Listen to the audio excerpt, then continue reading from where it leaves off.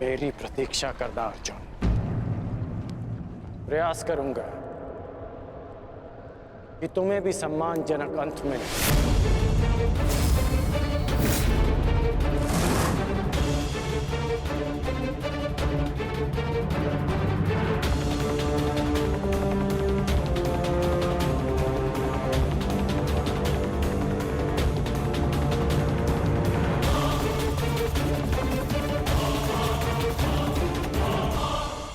मित्र, इन पांडवों को इनकी नियति तक अवश्य पहुंचाऊंगा मैं, परंतु उससे पहले उस विश्वासघाती को उसकी नियति तक पहुंचाऊंगा तो हमारे ही पक्ष में है।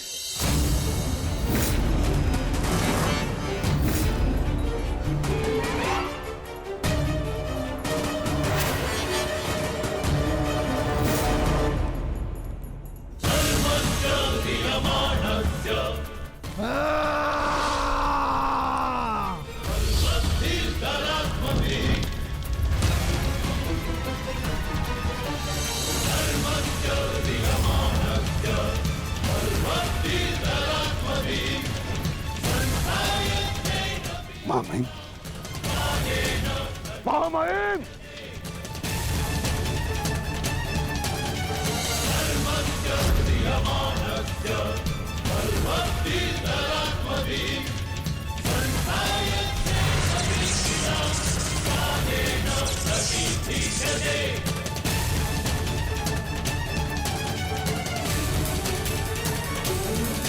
महामहिम, आप ठीक तो है? महामहिम के शिविर में अग्नि लगाने का दुस्साहस किसने किया? उत्तर दो। एक विश्वासघाती को यही दंड मिलना चाहिए, यही।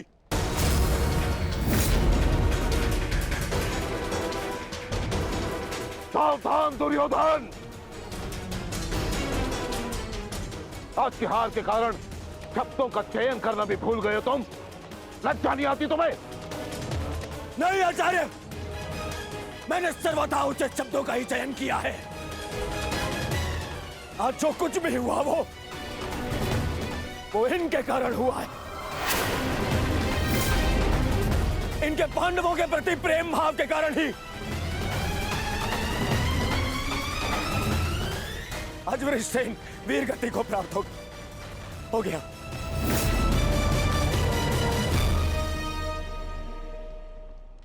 इसीलिए मैं हस्तिनापुर का युवराज दुर्योधन आज अभी और इसी क्षण से आपको कौरव सेना के सेनापतित्व से मुक्त करता हूं। जाइए, चले जाइए वापस हस्तिनापुर और जाकर विश्राम करिए वहां।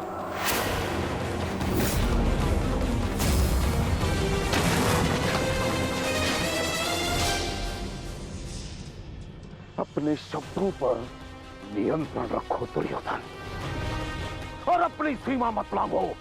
सीमा लांघ नहीं रहा हूं,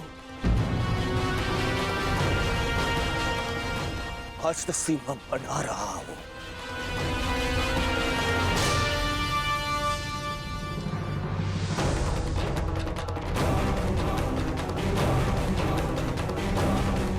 इस समय मैं ऐसे व्यक्ति के सामने खड़ा हूं जो हमसे अधिक हमारे शत्रुओं के पक्ष में है, जिनके मौन रहने के कारण ही मेरे मित्र ने अपना पुत्र और मैंने अपना रक्षक खो दिया। हस्तिनापुर के युवराज की सांसें चलती रहे तो उसने अपनी सांसें खो दी।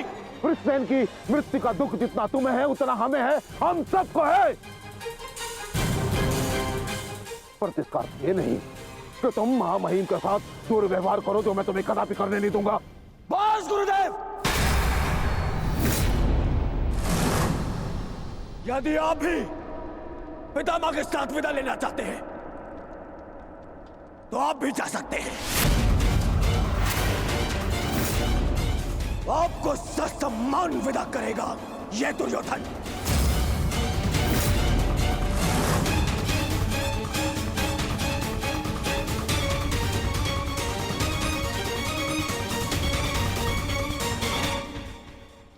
तैयार हो जाओ मित्र, कल से इस युद्ध में तुम अपने मित्र का साथ दोगे। इनसे कहीं अधिक इस युद्ध में मुझे तुम्हारी आवश्यकता है मित्र। दो सहोदर एक दूसरे का रखना भाई, ये उत्तरदायित्व आपको ही लेना होगा ताजश्री। प्राण की रक्षा केवल आप ही कर सकते हैं। कदापि नहीं। जब तक मैं युद्ध भूमि में उपस्थित हूं, तब तक अंगराज कर्ण युद्ध भूमि में पद नहीं रखेगा। क्यों मेरा मित्र मेरे साथ में युद्ध में खड़ा नहीं हो सकता? बताइए क्यों? कल को यदि फिर से मेरे प्राणों पर संकट आया, मेरे प्राणों की रक्षा कौन करेगा? मैं करूंगा तुम्हारी रक्षा। शत्रु को तुम्हारे समीप आने नहीं दूंगा।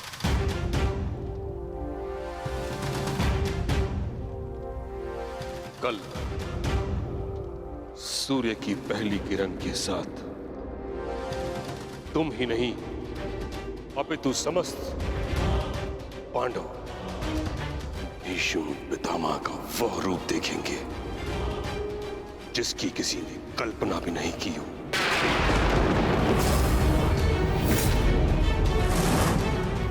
यह मेरा वचन है। अर्जुन हो या युधिष्ठिर, कृष्ण हो या भीम, गंगा पुत्र भीष्म के प्रताप के आगे झुकेंगे। यह मेरा वचन है।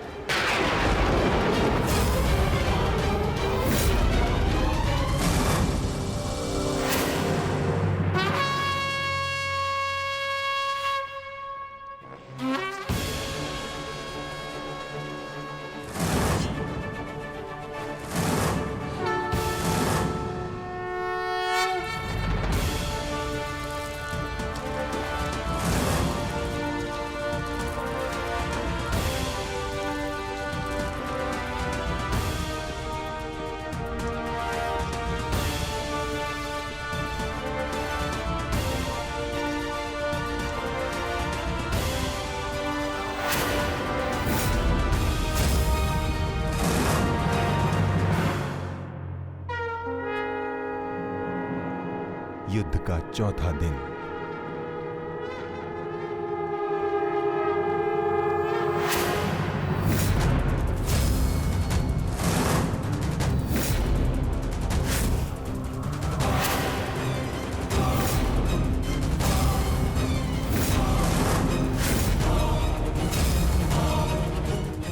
पितामह, देव की रचना कीजिए। मुझे अपने प्राण का विश्वास दिलाइए पितामह। बस दुर्योधन, अन्य कोई व्यूह नहीं। चलो सारथी।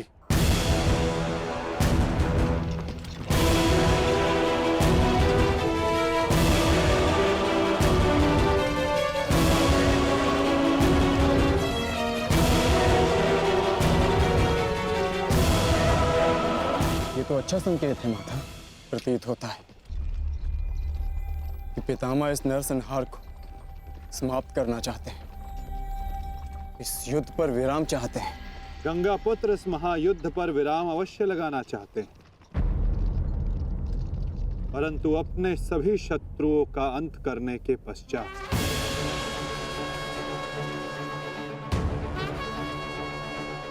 आक्रमण करो पांडु पुत्रों, और यदि सामर्थ्य हो तो जीवित रहो।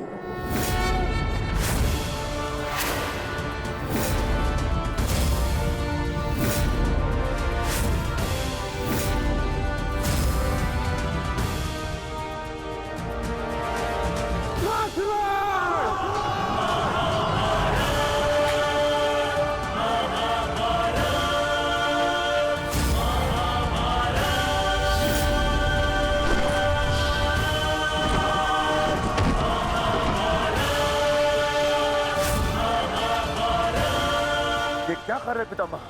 कभी कभी कर्तव्य की चेतना आकांक्षाओं के स्वप्न पर हावी हो जाती है।